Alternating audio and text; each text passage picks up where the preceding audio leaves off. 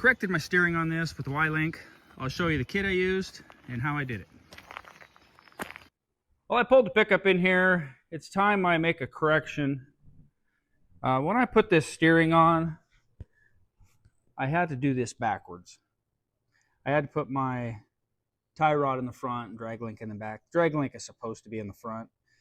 But when I did this work, I reversed these brackets, which set that hanger forward, 4 inches or so, because I did longer springs. And because I did this longer springs, it actually moved my axle forward 4 inches, which is all stuff that I wanted to do, and I knew that was going to happen. But I didn't realize I was going to have to put these in different holes. And the reason being that pitman arm is set back where that drag link has to be behind the tie rod. And I knew it wasn't right, but this is mainly off-road, so I wasn't too worried about streetability. To go off-road and locally, I got to drive, about 15, 20 miles. So I'm not going to trailer this thing 15 or 20 miles. And it's between here and where we go, it's mostly highway. It's like 10 miles of that is highway or more. And it doesn't steer good on the highway. I knew what I needed to do was do a Y-Link setup. So I reached out to East West Off-Road. They're a local company here in the Northwest. I noticed they were carrying these now and listed as parts on their website. And I contacted them, and they sent me this one here to try out for them. This one here is the TRE ES2233L, and it's reamed for the under the knuckle. You can get it reamed for over or under the knuckle. I chose to go with the under the knuckle ream so it will jive with what I got going on. So this comes with a new bung and a lock nut, and it also comes with this tapered insert. The 2233 taper shaft is just a little smaller, so it's too sloppy in that hole, so we'll have to drill that out to 7/8, I believe. We can throw that in and then bolt that tie rod end in and get going on some measurements. That new end came with a new bung, so it's not a big deal for me to trim it down where I need it. So I'm just going to reset that up completely. So anyhow, you know what I got to do. I got to take that apart and fix that and go from there.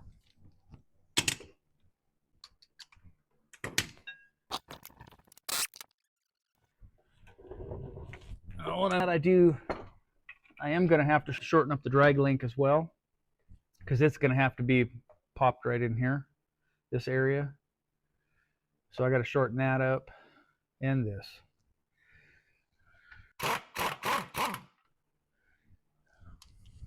Oh.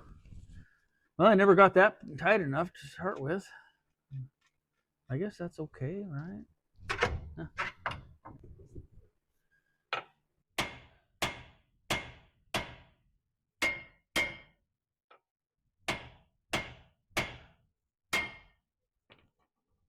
And I gotta do this one. Okay.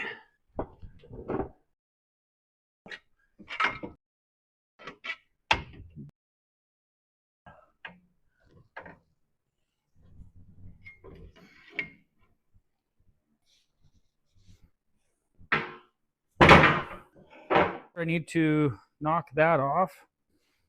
Yeah, let me just pull those out.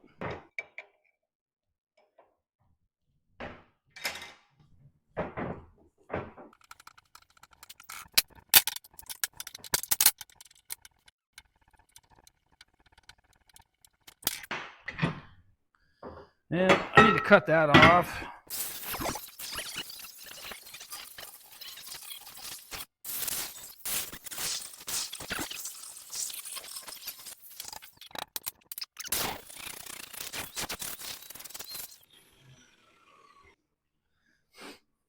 So there's one thing else I need to mention. This front tapered hole is much larger than the ES2233 tapered shaft, but we'll drill that out to drop that in to accept that ES2233.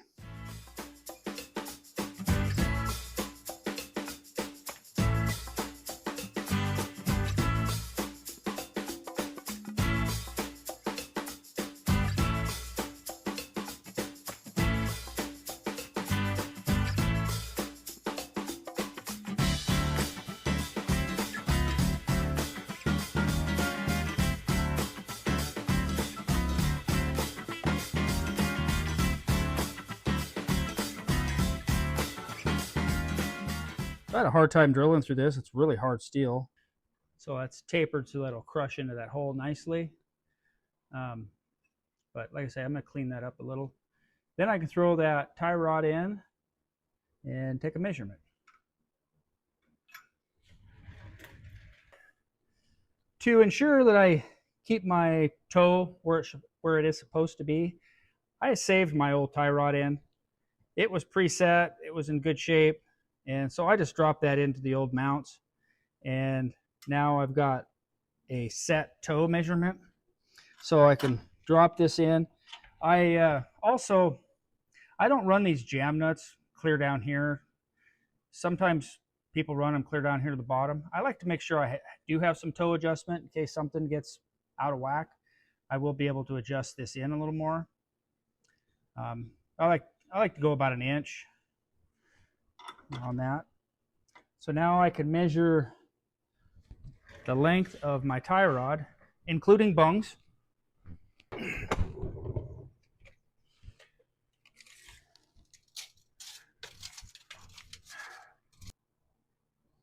$44.5. So 44. Okay. So it's 44.5 with the bung.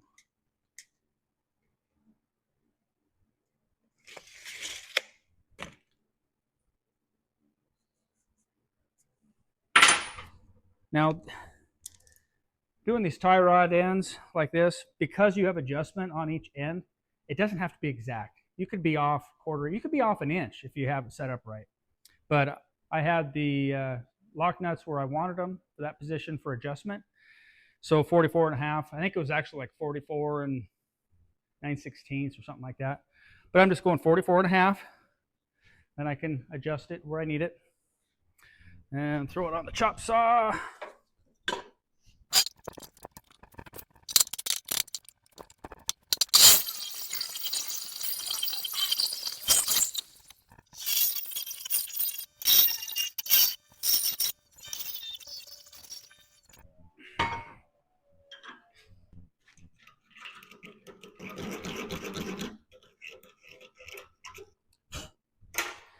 Okay, now I'm just going to check my length, 44.5.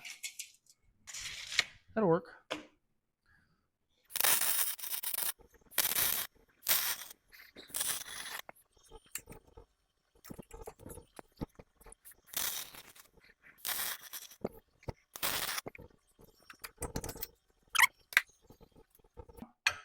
So I'm going to throw this in, make sure it's right, and then get a measurement for that. While that's cooling down, I can throw my tie rod ends in.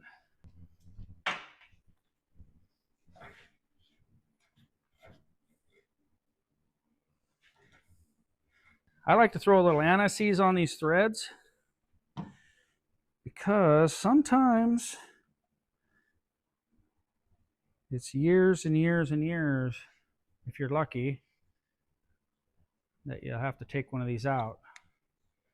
And if perhaps they break, you don't want them to be all rusted in place. Try to get it out of your tie rod.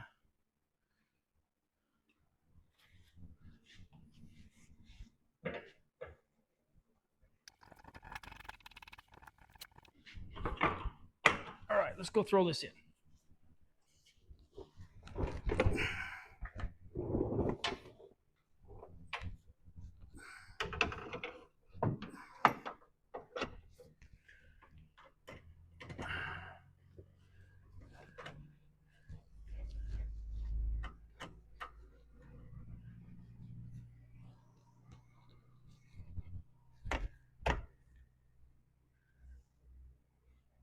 All right. I like that. I'm going to have to shorten up my drag link too, of course. All right, I'm going to repeat steps that I did for the tie rod in for my drag link. Just going to get a measurement. This time I've got the bung on the tie rod end. So I'm just going to measure full length again.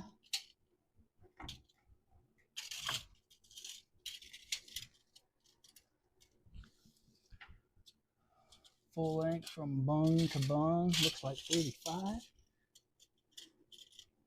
Or actually from jam nut to jam nut,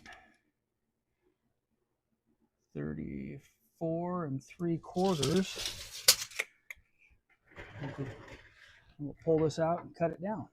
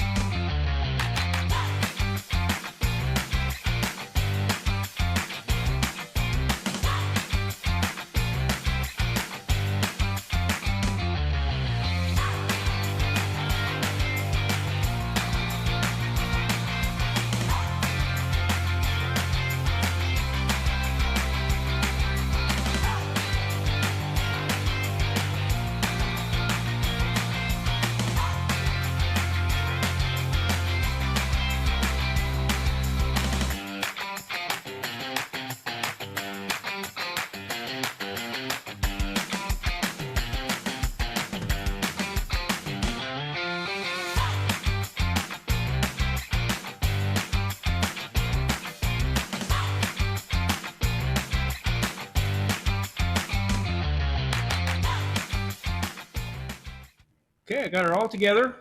Everything looks good. I put the ram bracket back on. It's welded on permanently. I got my Y-Link tie rod end in there, and the drag link hooked up to it. It's a little tight there, but they're both steering the same direction, so they won't be rubbing. And I did notice under full left turn, the tie rod almost touches, or maybe it does touch there. That might be something I have to pay attention to. And then when I go full right, it's got over an inch. So I think we're okay. We'll just have to see under, what, full compression maybe? Yeah, we'll see. But normal driving, that's not going to be touching. But everything's good. I think I'm going to double check all my jam nuts and make sure I got all my keeper pins in and all that. And we'll throw the tire on and take it for a spin. That are all installed. It went together pretty easy, other than I had to shorten my tie rod end, and to move my drag link from there to there, obviously I had to shorten it as well. But if you were starting that way and planned it out, if I would have planned it out better, and if you're planning your steering, think about that. So check out East West Off-Road for their tie rod ends, the Y-Link tie rod end. Seems to be a really good product, well built. It went together nicely, and it came with the tie rod, bung, and lock nut, well, and the other hardware. Came with everything you needed for that. But go check out their website. They got lots of parts. They've got lots of things, parts and pieces, kits, and all kinds of good stuff for doing these, for doing any suspension work or steering work. And they're getting more stuff all the time. So, well, thanks for watching, and we'll catch up with you later. Bye.